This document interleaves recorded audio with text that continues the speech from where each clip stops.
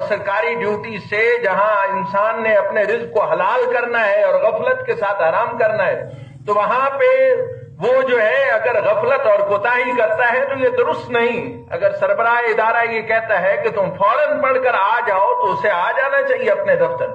یہ کوئی ایسی وجہ نہیں بنتی کہ اس کی وجہ سے سربراہ ادارہ کو قتل کر دیا جائے، یہ شرعاً کوئی ایسی وجہ نہیں بنتی ہے، لہذا اس طرح سے یہ کرنا یہ درست نہیں ہے۔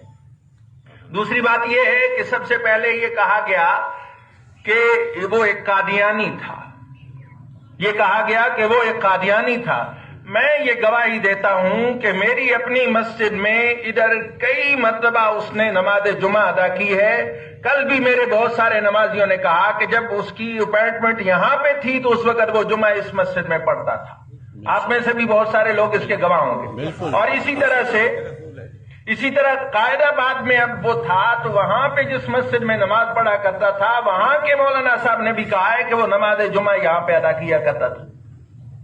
ایک اگر قادیانی ہے تو وہ تو ایسی عبادت گاہوں میں، آپ کی عبادت گاہوں میں تو آ کے وہ نماز جمعہ نہیں ادا کرتے ہیں، وہ تو اپنا ادا کرتے ہیں۔ ان کے بارے میں آئینی اور قانونی طور پر یہ ایک بات مسلم ہے کہ دائرہ اسلام سے خارج ہے، لیکن جنگ ان سے بھی نہیں کرنی ہے کہ جہاں نظر آئے ان کو مار دیں۔ یہ بات غلط ہے، کسی عالم نے نہیں کہا ہے، کسی مسلک کے کسی عالم نے نہیں کہا ہے کہ قادیانی جو ہیں ان کو آپ اس طرح سے کریں۔ ان کے ساتھ ایک ہمارا اختلاف ہے اور وہ قانونی اور آئینی ہے۔ کسی آدمی کو ظاہری طور پر جھگڑا کرنے کی ضرورت نہیں ہے، مارنے کی ضرورت نہیں ہے، قانون ہاتھ میں لینے کی ضرورت نہیں ہے، یہ میں برملا کہہ رہا ہوں۔ اور اس کے ساتھ ساتھ یہ ہے کہ جب یہ معاملہ ہو گیا اور سارا ارد گرد میں لوگ اکٹھے ہو گئے، لوگوں نے تو یہ سمجھا کہ وہ ہو سکتا ہے ایسا ہی ہو، اس نے حضور صلی اللہ علیہ وسلم کی کوئی گستاخی کی ہو، اور لوگ وہاں پہ جو جمع ہو گئے اور وہاں پہ آ گئے، اور پھر انہوں نے سمجھا کہ یہ تو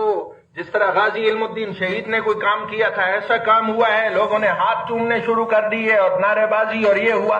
اب ان لوگوں کو معلوم ہو جانا چاہیے کہ یہ ایسا